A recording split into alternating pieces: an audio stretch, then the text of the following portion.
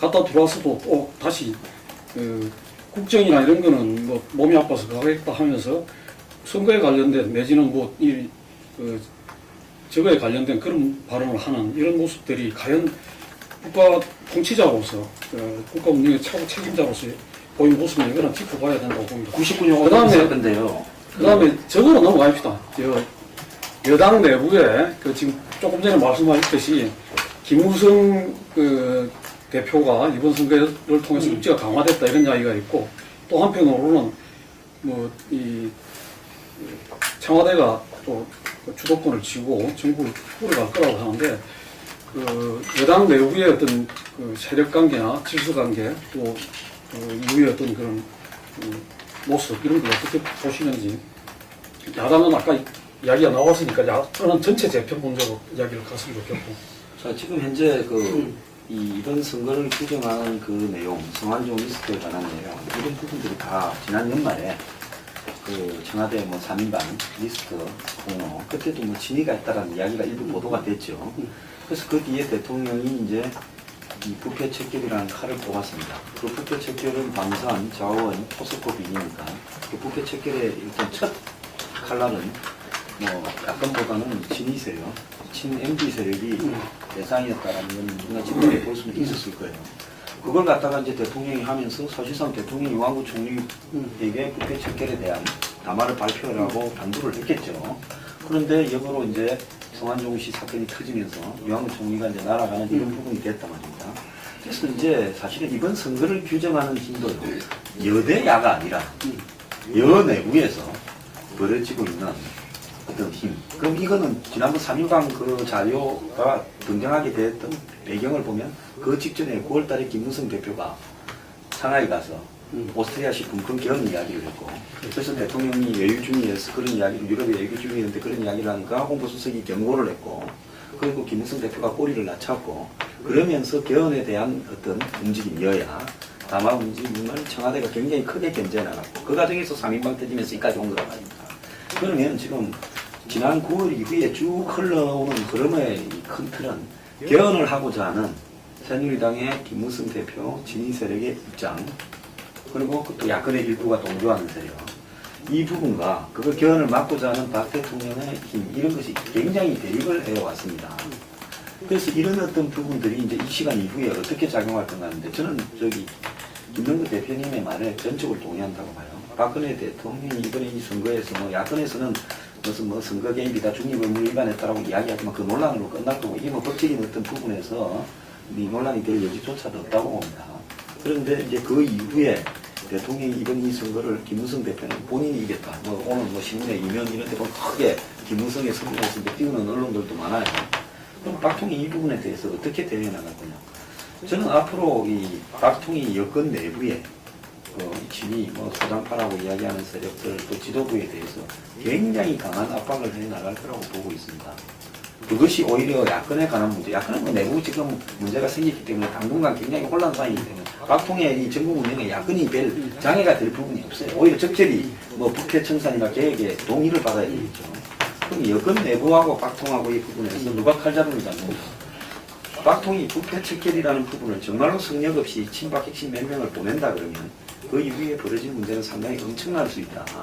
이런 부분들 때문에 여권 내부가 다 숨을 죽이는 양상으로 가게 되면서 당분간 박통의 주도권이 굉장히 강화될 거다. 박통이 사실은 이걸 진작 꺼내야 되는데 저분의 성격상으로 어떤 자기의 발등에 불이 떨어지기 전에는 이런 일을 안 하려고 계속 노력을 해갖고 주변에서 막아왔다고 봅니다.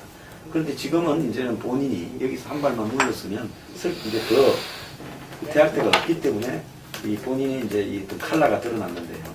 막상 이게 드러나게 되면 저분과 싸워서 견줄 수 있는 정치 세력이 지금 한국에는 별로 없을 거다. 그런데 큰 틀에서 보면은 이번 재보선 이후에 레임덕이 본격적으로 벌어질 것이다. 이렇게 다들 봤어요. 특히나 성완종 리스트 판문이 지금 박근혜 정부 핵심 인사들이 다 이렇게 포함되면서 그렇게 봤는데, 오히려 이번 선거 결과로 봤을 때는 박근혜 대통령의 어떤 국정 지도력이 더 강화될 수밖에 없는 이런 선거 결과가 나타났다는 거죠. 이게. 그래서 과연 이 정국이 그럼 그대로 갈 것이냐. 이런 부분에서 저는 성완종 그 리스트 수사가 굉장히 중요할 것이다. 박근혜 대통령의 압박이 과연 비노 쪽에 통할 것이냐. 그리고 점점 시간은 흘러가고 총선은 가까워 오기 때문에 예를 들면 비박 지도부도 일정 시점에서 자기들도 로키만 할 것이 아니라 일정 시점에서 자기들도 기지를 켜고 이제 본격적으로 해야 된다 이죠. 지난번에 이 국회에서 대정부 연설에서 유승민 대표가 거기에 대한 메시지를 갖다가 지금 던졌고 우리 지지층은 서민이다. 박근혜 대통령의 뭐 경제정책 거의 실패했다는 식으로 이야기를 했는데 이게 말은 안 하지만 동의하는 의원들이 점차 제가 알기로는 늘어나고 있어요. 이게 왜? 바로 총선이 있기 때문에 총선에서 다수 득표를 하고 자기들이 이 국회의원직을 유지하고 선거를 위해서는 당연히 유승민 대표를 이쪽 방향으로 가야 된다. 놀라운 거는 당에서 예를 들면 지금까지 경제정책을 주도했던 예를 들면 유승민 대표랑 다른 분이 제가 물어보니까 자기하고 노선은 다르고 우리하고 정책 방향은 틀리지만 선거를 위해서는 유승민 대표를 갖다가 그 노선과 그 메시지를 갖다가 지지하지 않을 수 없다라고 이야기를 하더라고요. 그렇기 때문에 이 총선이라는 게 걸려있기 때문에 지금 박근혜 대통령의 국정 이 지도력이 맞붙을 수밖에 없다. 지금 비박 지도부랑. 저는 그 시점이 바로 이 올 하반기를 넘어서서 9월 갈 때부터 저는 시작되리라고 봐요. 그죠? 예. 오늘은 계속 김동훈 대표가 여기저기 흔들어버리는 계속 내용을 크고 깊이 얘기하시는데, 저는 이번 박근혜 대통령 사정정국을 가지고 완전히 이제 당으로 넘어가는 주도권 박근혜 대통령이 상당 기간 가져갈 것이다라는 해석들을 상부들이 많이 하시는데, 저는 짧은 기간은 오히려 사정에 대해서 본인이 그 사정의 대상이 될까 말까 우려한다는 차원에서는 회계문을 당분간은 가질 수 있겠지만은 그게 지속적으로 보장하지는 않는다라고 보고요. 일반적으로 그동안 예측했다시피 저는 박근혜 대통령 총선 앞두고에서부터 사실상 내임도 갈 수밖에 없다. 그 조건은 박근혜 대통령이 최고 권력자인 대통령이지만 두 가지 요소를 고려해야 된다. 그걸 뒷받침하는 관료 조직, 황교안 정도는 모르겠지만 나머지 조직들, 검찰 관료 조직들도 같이 계속한다고 볼 수가 없다라는 데가. 또 하나는 정치권에서는 그렇게 한다고 하더라도 국민들이 과연 어떤 평가할 것인가 여기에 대한 것이 좀 같이 좀 반영돼야 된다고 보고요.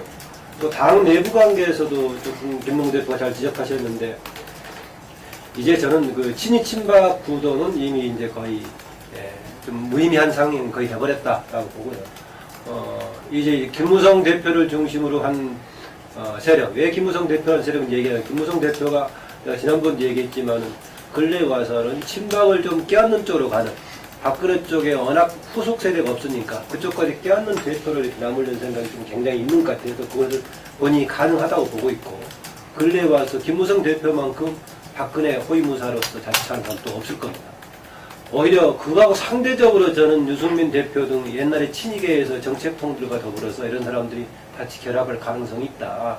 또 그렇게 보면 그래서 이제 친박 관계 쪽보다는 과연 새누리당의 역동성이 어떻게 발휘될 것인가. 당연히 새누리당의 역동성이 조금 발휘된다면은 그 갈등은 어딜 향해서 가느냐.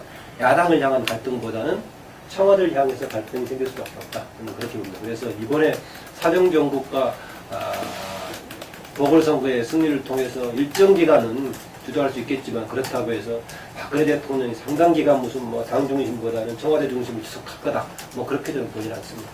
저도 이번 재보선 결과가 단기적으로는 전국에 이제 영향을 크게 주고 여당한테 다시 그 주도권을 좀 넘겨주는 이런 상황으로 이제 가겠지만은 조금만 길게 보면은 그 지금의 어떤 흐름 자체는 별다른 그 근본적인 변화는 없을 거다 이렇게 이제 봅니다. 그러니까 대통령의 레임덕은 이미 올까 말까가 아니라 이미 지금 본격적으로 진행이 중인 이제 상황이고 박 대통령의 어떤 리더십이라는 게 사실상 이제 이미 바닥이 난 게 다 판명이 된 상태고, 더군다나 뭐 본인 자신이 달라지지 않는다는 거, 이건 이번 과정 거치면서도 이제 확인이 됐기 때문에 아마 대통령의 이제 레임덕은 계속 진행이 될 거고, 거기에 따른 민심의 이반 역시 앞으로 시간이 갈수록 더 심해지면 심해졌지, 뭐 근본적으로 치유되기는 어렵지 않다, 그렇게 이제 생각을 하고요.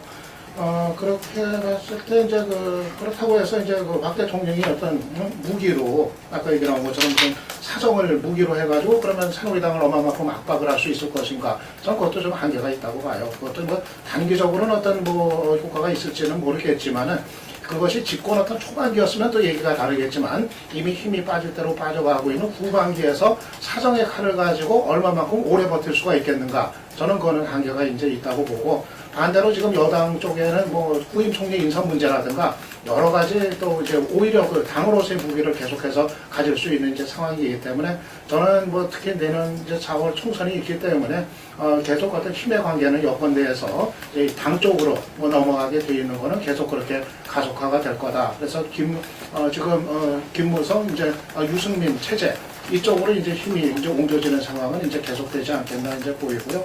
그리고 대통령의 레임덕은 뭐 계속 이제 진행이 될 텐데, 이제 관건은 그것이 이제 결과에서 했던 내년 총선에서의 어떤 그 결과로 나타나는 건 결국 이제 야권의 문제, 야권의 어떤 재편이 정권으로부터 민심 이탈, 이반 이거를 과연 흡수할 만한 어떤 새로운 대우를 갖추느냐, 이것이 이제 관건 아닌가 이제 그렇게 봅니다. 예, 자연스럽게 이야기를 아까 그 새정치연합이 이번 그 재보선에서 보여줬던 여러 가지 그 전략 부재, 공천 실패, 그 다음에 또 그 야권 지형 자체를 바꾸지 못하면서 가는 이런 문제들이 지적이 됐는데, 아마 이제 이 상당히 거세게 그 새정치연합 내부에서나 범야권에서 야권 재편에 대한 논의가 나오고, 또 새로운 세력, 제3 세력을 모색하는 그런 움직임이 또 있으리라고 봐지고요.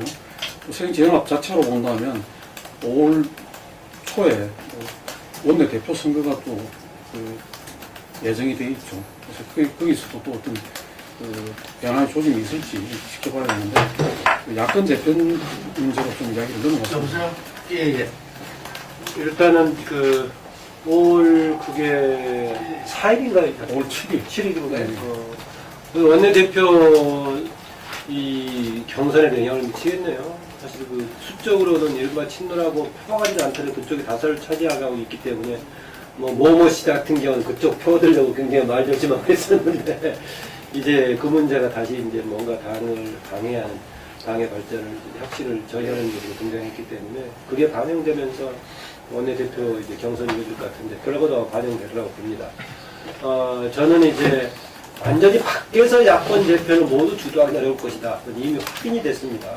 안철수 신당 만들려고 했을 때 구호는 좋았지만은 밖에서 쓸만한 사람들, 새롭게 한 무게인 사람 전혀 없었다.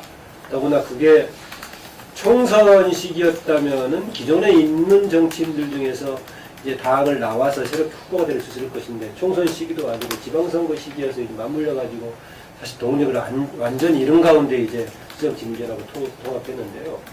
그 점에서 보자면은 마치 이제 이번 이제 4월이 지나면서 5월부터 원내대표 경선 같이 거치고하면서부터는 차기 이제 총선을 겨냥한 움직임이 시작될 것인데 그 관련해서 만약에 시정치 민주당 내부에서 천정배 등과 더불어서 새로운 세력의 가시할 움직임이 보이기 시작한다면 상당히 좀 과시화될 수 있다. 1차적으로 탈당이 가능하냐 안 하느냐.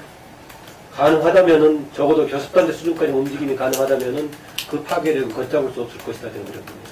네, 천정배가 그 정도 구심력을 가지고 의원들 일부를 흡수해낼 만한 힘이 있겠는가? 네, 그런 의견 좀 되겠죠. 네. 그런데 이번에 이 천정배 의원이 그 당선 이후에 기자회견을 통해서 이야기했지만 자기는 한 일이 없다.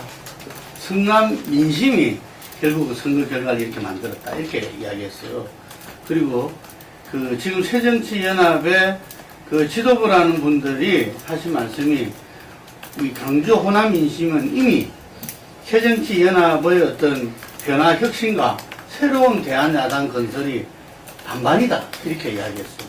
그런데 이번에 강주 선거로 보면은 반반이 아니라 거의 7대3 정도 된다. 이렇게 봐지는데, 그게 이제 천정배는 인물이 들어갔기 때문에 저는 이런 결과가 나왔다고 보여지고, 그런데 이게 이제 이번 선거를 통해서 뉴디제이 세력화를 하겠다. 그리고 이 호남신 새정년과 강조 호남에서 정면 선거를 걸겠다. 뭐 이렇게 이야기를 해서 그게 당으로 갈지 안 갈지는 모르겠지만 이런 이야기를 천정배 의원이 했는데 호남신당을 이제 공식화했다고 보여지고 이것은 천정배가 있고 없고를 떠나서 이미 그 지역 민심과 그 수많은 정치 세력이 정말 어떤 모멘텀이 없어서 지금 못하고 있었지 저는 이게 되리라 봅니다. 그리고 자연스럽게 이번 과정을 통해서 구동교동계의 어떤 정말 허울뿐인 위상도 이 진면목이 다 드러나 버렸고, 이게. 그리고 오늘 또 천정면이 말했지만, 국민모임하고는 선을 껐어요. 국민모임하고 선을 끈 이유는 뭐냐면, 국민모임은 이 좌파 재편, 진보 재편에 대해서 함께 하겠다고 이야기를 쭉 해왔거든요. 근데 천정배 의원은 어쨌든 본인은 이 진보 세력은 아니다. 라고 그 선을 껐다는 이야기죠, 이게. 그래서 국민모임하고는 다르게, 구동교동하고는 다르게, 그런 많은 호남의 어떤, 강조 호남의 부분과 함께 신당을 만들고, 이것이 수도권에 있는 이 새로운 어떤 사람들하고도 연대 추동해 내면서, 저는 우리가 96년 선거에 충청 자민련이 실제로 그 충청도와 TK 지역을 들어서 50석을 갖다가 획득했거든요. 이게.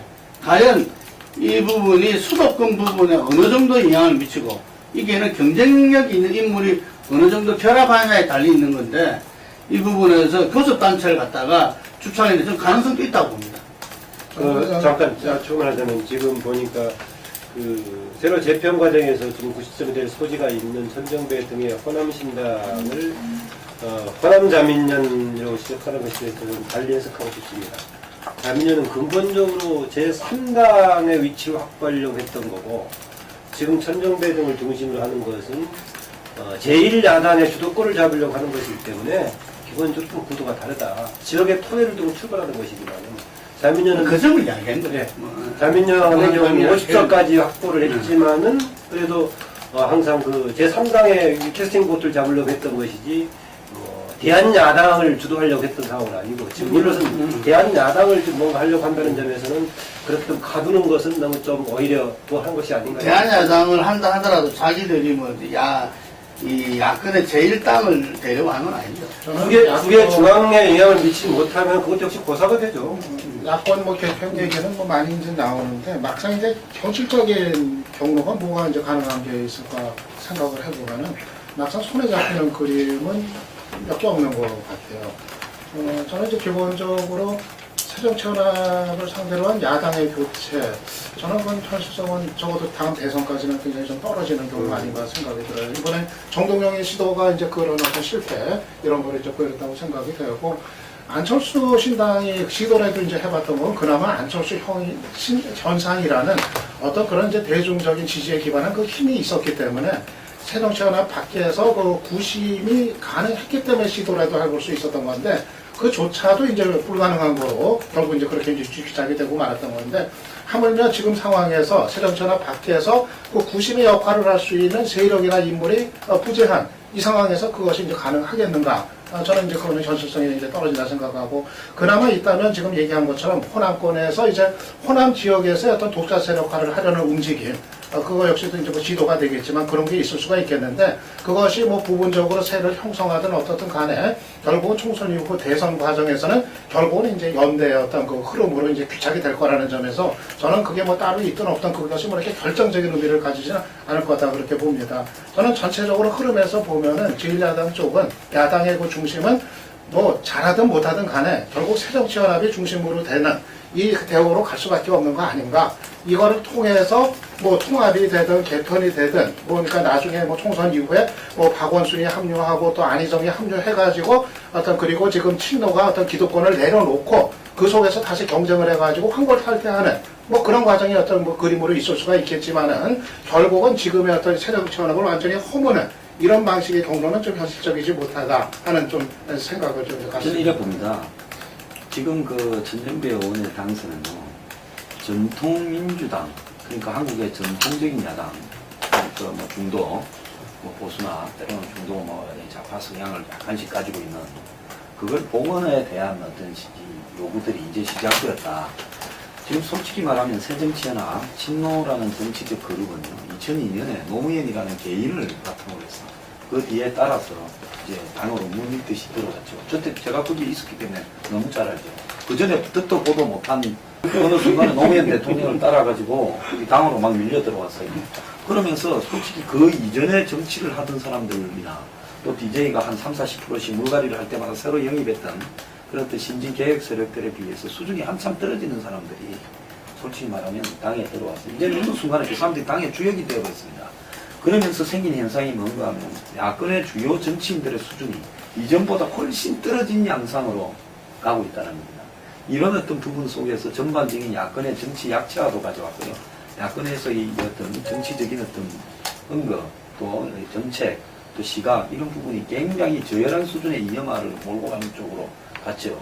이 부분에 대해서 지금 호남 같은 경우에는 지금 인구도 줄어들고 있고, 호남의 정치가 점점 지원을 해주지만 결국은 PK가 호남의 사이라는 뭐 호남의 전략적 양자니 해서 이 실제로 이해를 차지하는 양상으로 가는데 이 부분들을 갖다 계속 끌고 가야 될 것인가? 아니면 우리가 독자적으로 야권의 중심을 갖다 한번 끌고 가볼 것인가? 또 우리는 호남에 있지만은 수도권에도 우리 세력들이 많이 있다. 지금 이런 부분에서 실험을 하자라는 것이 천정배한테 주어졌고요. 어제 투표율 나온 거 한번 보세요. 어제 같은 선거에서 41%가 넘는다는 건 엄청난 투표였다고 봅니다. 그렇기 때문에 이런 요구들이 가속화되면 결국은 정통 야당 복원이라는 어떤 기치를 들고요. 뭐 기존에 이제 비노 반노들도 합세할 거고. 근데 저는 동교동은 끝났다고 봅니다. 이번에 보인 행보의 어떤 처신으로 봤어요. 그 사람들은 실질적으로 정계 은퇴하는 사람들이 지분을 좀 차지하려다가 이번에 망신을 당했죠. 잘못된 처신을 하면서요. 그렇기 때문에 호남의 신진 정치 세력들, 상당히 인텔리하고 나름대로 능력을 가진 호남의 신진 정치 수요가 상당히 있는데, 호남을 기반으로 수도권에 이 부분들을 예를 들어서 이 정통 야당을 복원하는 세력이 흡수해서 새로운 어떤 인적 충원을 해낸다면 저는 뭐 이 부분이 예를 들어서 총선에서 뭐 40~50석, 50석만 확보하더라도 뭐 DJ도 나중에 처음에 새정치 국민회의 만들었을 때 그 정도 의석으로 정권 먹는 거 아닙니까? 실질적으로 그 대선까지 어떤 주도권을, 야권의 주도권을 다투어갈 소지가 충분하기 때문에요. 그 부분을 갖다가 기존에 있는 뭐 정동영 세력이 어떠냐, 이런 뭐 새정치가 어떠냐, 이렇게 꼭 바라봐서는 안 될 거라고. 조만원 박사님께서 아까 밖에서 함께하는 어떤 이 야권의 신당이라든지 이런 부분들은 좀 이렇게 어렵다는 것이 증명됐다. 이렇게 지금 이야기를 하셨어요. 했는데 전 그렇지 않다. 이렇게 보는 거죠. 이 천준기 의원이 오늘 이야기한 대로 정책 비전으로 본다면은 온건 합리적 진보, 확고한 개혁 노선, 이걸 이야기했죠. 이게 기존에 기득권 세력에서 떨겨져 놓은 사람들하고는 이건 함께 할 수 없다라는 것 같다 분명히 이야기했던 건데, 저는 이 사회 지평이 상당히 넓어졌다. 우리가 우리 2008년도에 촛불을 봤을 때 저는 촛불 다음의 가능성 이런 부분을 봤는데, 역시 이것도 지난한 문제였는데, 저는 그렇다고 해서 그 촛불을 할 때 온 사람들이 이민 안 갔다. 다 우리나라 땅에서 다 열심히 계속 살고 있었다고 보여지고, 그 다음에 이번 세월호 참사를 통해서 정말 현재 우리 이 정치 세력들한테 나라를 맡길 수 없다 생각하는 부분들이 오히려 더 지평이 넓어졌을 거라는 이야기입니다. 이게. 그래서 어떤 계기 속에서 이 사람들이 온건 합리적 진보, 이 확고한 개혁 노선을 가진 분들이 호남에서 어떤 그 기반을 통해서, 계기를 통해서 터져나오지만, 저는 수도권에서도 얼마든지 그 부분들이 가능하다. 그리고 우리 야당도 예를 들면은 이 양당의 기득권 체제가 붕괴되지 않는 한 저는 야당의 미래가 없다.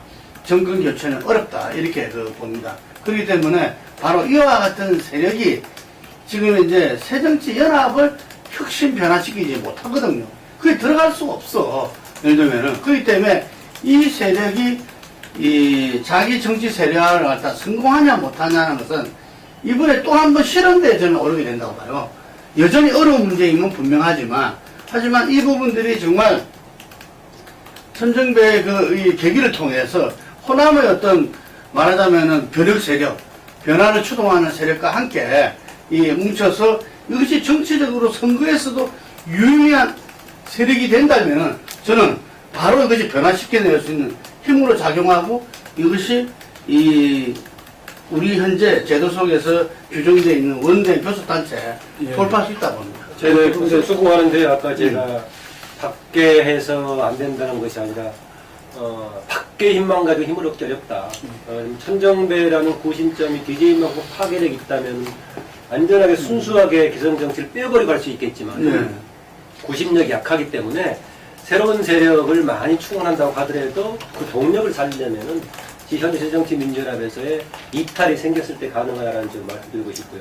하나 우리가 여기서 꼭 명시적으로 해두고 싶은 것은 지금 새정치민주연합을 중심으로 제기되고 있는 분열 책임론이라든가 정권 교체를 위해서 뭉쳐야 된다는 논리는 얼마 전에 고은 교수도 마침 프레시안에 쓴 것 같은데 야당 기득권 옹호 프레임이다라는 것을 좀 강하게 지적을 해둘 필요가 있다고 봅니다. 예. 그래서 천정배 의원 경우가 뭐 오늘 이야기하면서 친노도 문제가 있고 486도 문제가 있고 비노도 문제가 있다. 근데 그거 아닌 그 새정치연합에 사람들이 어떤 사람이 있는지 그런 생각도 하게 되고, 근데 저는 뭐 천정배 의원 경우가 이제 안산에서 상당히 여러 번 하시고 그러고 나서 이제 서울시장 도전했다가 그다음에 우여곡절이 많았죠. 이번에 호남에 가서 이제 다시 이 정치권 재진입에 이제 그 계기를 잡았는데 과연 얼마나 이렇게 일정한 구심력으로 얼마만한 세력을 흡수할 수 있는 걸 가지고 있는지 그 부분은 상당히 좀 지켜봐야 된다. 저는 몇 번 굉장히 좀 실망스러운 모습도 봤다. 그러니까 이 서울시장 나왔을 때도 그렇고 전번에 송파인가 어딘가요? 거기서 할 때도 동파 의뢰. 예, 할 때도 보니까 야, 정말 저것밖에 안 됐나 생각이 들 정도로 하더라고요. 근데 요번에 이제 호남에 가서 성공을 했는데 그건 양측면이 다 있다. 호남의 특수성이라는 것이 호남이 갖고 있는 변화의 물꼬를 트는 그런 특수성이 있지만 그게 또 호남 지역이 갖는 어떤 그런 한계가 있기 때문에 그게 정말 호남 정치의 복원이 아니라 전국적인 그걸 미치는 거로 가는 데 있어서는 조금 더 지켜볼 필요가 있는 근데 거 그 아닌가. 점에서 네. 분명히 좀 우리가 짚어줘야 될 부분들은 뭐냐면은 어느 보궐선거가 있다, 무슨 선거가 있다 해서 그때 거기에 가서 예를 들면 후보가 되겠다 하고 뭐 선거운동을 하고 했던 게 아니라 이미 2년 전에 그 호남 정치의 복원을 갖다가 나름대로 생각하시면서 변호사 사무실을 그걸로 하고 거기에서 정말 뭐 예를 들면 백의종군처럼 길바닥에서부터 해서 각종 선거에서 이건 아니다고 했다가 또 들어가서 백의종군하고 이런 부분들이 나는 진정성이 어느 정도는 이 사람들한테 인정이 됐다고 보여주는 정치는 그래야 된다고 봐요. 이 정동영 전 대표 같은 경우에서는 예를 들면은 간하게 느닷없이 간 거잖아요. 예를 들면은 그런 것이 아니라 정말 수도권에서 어떤 뭐를 하겠다면은 그런 부분을 했다가 했는데 또 좀 떠밀려 가는 식으로 해서 갔다가 가는 순간에 메시지를 바꿔서 거기에 대한 정당성과 뭐를 부여하고 놓으니까 이 부분에서 저는 이 천정배 의원과 정동영 의원의 좀 차이가 이렇게 이루어진 게 아닌가 이런 봅니다. 잠깐 하면은요. 천정배 의원의 활동이라는 것이 저는 변화의 동력이 될 수 있다는 점 때문에 선거 과정에서 굉장히 조심스러웠지만은 사실 선거 끝나고 보니 당선이 됐기 때문에 지적을 분명히 해두고 싶은 게 천정배 의원이 비판했던 것을 사실은 천정배 의원이 그동안에 계속 해왔다. 열린우리당 분당으로부터 해가지고 이제는 그 문제에 대해서 본인이 조금 책임 있는 답변을 해줄 시간이 아닌가 좀 그렇게 봅니다. 예, 시간이 많이 경과됐습니다. 그래서 한 두 가지만 짚어보고 오늘 토론을 자랑을 마무리를 하려고 합니다. 하나는 이제 총리가 사표가 수리가 되고 임식을 했기 때문에 부임 총리 인선 문제가 이제 바로 또 대두가 됩니다. 지금 뭐 어떤 사람들이 거론이 되는지 또 이걸 시기를 어느 정도 잡아갖고 서둘러 할지 아니면 조금 우리 대통령 특유의 스타일대로 뭐 좀 없어도 그만이다 하고 좀 시간을 끌지 어떻게 보시는지 그 문제 하고요. 또 한 가지는 지금 공무원 연금 개혁 등 그 현안들이 있죠. 현안들이 있는데 이 부분이 이제 재보선 때문에 이렇게 좀 묻혀지거나 내지는 정지되어 있는 상태였는데 시간이 많지 않습니다. 그 부분 그 두 가지만 좀 이야기를 뭐에 맞춰? 공무원 연금 개혁 등 국회에 계류되어 있는, 계류되어 있는 여당이 주장하는 안건들 이제. 저는 그 총리 문제에 있어가지고는 사실상 우리 그 대통령제에서는 총리라는 게 유명무실해요, 본질적으로. 그래서 이 차제의 정말 개헌을 통해서 우리가 이 권력 구조를 바꾸든지, 그리고 대통령제를 한다면은 총리제를 없애고 정부통제를 하든지, 뭐 이게 변화가 필요한 건데, 이게 내각제로 처음에 했다가 대통령제로 바뀌면서 이 그대로 이렇게 이 잔존되면서 이게 방탄총리, 대독총리 뭐 이게 대통령의 책임져야 될 허물을 대신 지는 존재였던 거거든요. 실세 총리라고 이야기하는 김종필 총리나 이해찬 총리도 전부 다 대통령이 권력을 줬고 또 권력을 줄 수밖에 없는 상황이었기 때문에 실세 총리, 책임 총리가 됐던 거지 총리제 자체에서 그건 저는 될 수가 없다고 봅니다. 헌법에서도 명시하든지 기본적으로 대통령 명을 받아서 하는 존재라는 거죠. 그런데 마치 그 총리가 대통령하고 독립적이면서 뭐를 갖다가 해낼 수 있다. 이건 착각이라고 생각이 들고, 그래서 저는 이 후임 총리 인선을 그 박근혜 대통령이 서두를 이유가 없다. 서두르지 않을 거라고 봅니다. 그리고 지금 현재 그 하마평에 오르내리는 김문수 전 지사, 오세훈 전 시장, 뭐 이런 분들은 제가 볼 때는 박근혜 대통령 스타일에 맞지 않다. 이게 뭐 말하자면 정치총리가 될 수밖에 없는 분들인데 지금에 있어서 마지막 그 이 새로운 어떤 동력을 받아서 국정개혁을 하는데 이 사람도 자기 정치를 할 사람들이기 때문에 전혀 맞지 않다. 최경환 그 부총리 같은 경우도 어쨌든 간에 이 자원 그 개발 문제에 있기 때문에 이 부분도 맞지 않다. 그렇기 때문에 이 천천히 보면서 예를 들면은 그 우리 국정이 이미 총리가 없어도 아무 문제 없다는 것을 전 국민이 다 알아요. 제가 볼 때는 조금 시간을 두고 인사청문회를 충분히 통과할 수 있는 그런 분들로 해서 정말 이 국민 모두가 무난한 받아들일 수 있는 총리를 하는 게 가장 최선이라고 봅니다. 대통령의 총리 인선 기조는 별로 달라지지 않을 것 같아요. 뭐 최근까지 나온 대통령의 지금 상황 인식이라든가 더군다나 재보선들이 여당이 이렇기 때문에 굳이 뭐 이제까지 총리 인선 어떤 기조하고는 뭐 확 달라진, 예를 들면 뭐 국민 대통합의 어떤 뭐 컨셉이라든가 어떤 뭐 좀 최신형 어떤 총리라든가 이런 거가 나올 가능성은 여전히 희박하다 이제 판단이 되고요. 아마 지난번 그 이완구 총리 카드가 사실은 더 어려울 때 쓰려고 이제 남겨놨던 카드였는데 다급해가지고 이제 썼으니까 이걸 뒤집어서 해석을 하면은 이완구 총리 이상의 어떤 파격적인 인물은 더 이상 머릿속에 없다. 아마 이렇게 보면 될 것 같고요. 그렇게 보면 전에 이제 총리 인선할 때 언론에 거명이 됐었던 뭐 인물들이라든가 그러니까 아무튼 박 대통령하고 이제 정서적으로 공유가 될 수 있는 아마 그런 범위 안에서 결국은 이제 찾아지지 않겠는가 뭐 그렇게 이제 예상이 되고요. 그래서 그렇게 보면은 결국 뭐 총리가 누가 되느냐가 사실 뭐 이렇게 큰 정치적 의미가 있는 뭐 이번에도 이제 그런 인선이 되기는 어렵지 않겠는가. 오히려 이완구 총리 카드가 나왔을 때보다도 어떤 그 정치적인 비중이나 의미는 뭐 그 이제 미치면 미쳤지 그 이상의 어떤 뭐 새로운 뭐 그런 게 나올 가능성은 희박하다 좀 그렇게 봅니다. 저는 이 총리를 결국은 뭐 대통령이 어떤 생각을 가지고 있는가를 보여주는 게 총리의 의미라고 보거든요. 그렇기 때문에 이번에는 국민 통합 차원에서 호남 총리를 하는 게 맞다고 봅니다. 맞다고 보고 특히 총리의 자기 부분에 저는 이 고위 관료, 법조인, 교수, 학자 이런 사람을 배제하고요. 국민 평균 재산 한 3억 정도 재산 안팎일 때는 과거에 정치를 해본 경험이 있는 호남 출신의 청렴하고 추진력이 있고 독심 있는 인사로 하는 게 맞다고 봅니다. 어렵지만 이 기준에 찾으려면 찾을 수 있을 거예요.